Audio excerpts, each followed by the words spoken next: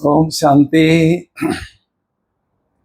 व्यर्थ संकल्पों से मुक्ति पाना वर्तमान समय बहुत जरूरी है, क्योंकि 2016 में बाबा ने इशारा दिया था कि आत्मा रूपी बैटरी को तेजी से चार्ज करना है तो व्यर्थ संकल्पों के लीकेज को बंद करना होगा। जब लीकेज व्यर्थ संकल्पों का बंद होगा तभी शक्तियों का स्टॉक जमा होना शुरू होगा और तभी हम बेहद सेवा जो करना चाहते हैं अनेक आत्माओं की वो कर सकेंगे। तो व्यर्थ संकल्प से मुक्ति पाने के लिए मैं आपके साथ 3 युक्तियां शेयर करना चाहता हूं। पहली युक्ति, अपने भ्रुकुटी में फुल स्टॉप लगाना, अर्थात आत्मा समझना और जो सामने आता है उसके भ्रुकुटी में भी आत्मा देखना।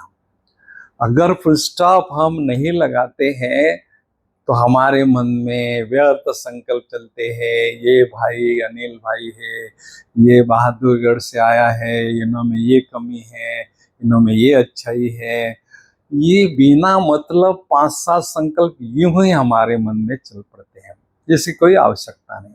इसलिए भ्रुकुटी में अपने फुल स्टॉप आत्मा देख लगाना और सामने वाले के भ्रुकुटी में भी फुल स्टॉप लगाना, आत्मा समझना। हम दोनों भाई भाई आत्मा है, एक पिता की संतान है, बात खत्म। दूसरी युक्ति, व्यर्थ संकल्पों को स्टॉप करने की दूसरी युक्ति है ड्रामा का फुल स्टॉप यूज करना। क्योंकि ड्रामा का नॉलेज तो हमारे पास है, लेकिन उसको हमने यूज करना है। अगर यूज नहीं करेंगे तो व्यर्थ संकल्प हमारे मन में चलते रहेंगे। इसलिए बाबा कहते जो भी हो रहा है वो रिपीटेशन हो रहा है और अच्छा ही चल रहा है।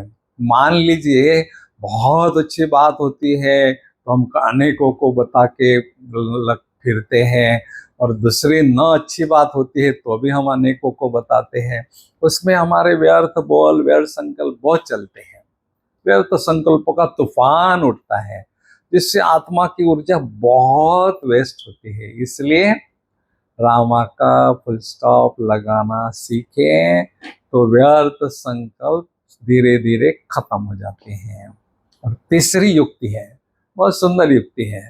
देखो पानी घर की तरफ बह रहा है, अपने कमरे के तरफ बह रहा है और वो नुकसान कर रहा है, तो पानी के डायरेक्शन को हमने चेंज करना है खेती के तरफ, गार्डन के तरफ। तो वो पानी वेस्ट नहीं होगा, यूज होगा, तकलीफ नहीं देगा और फायदा करेगा।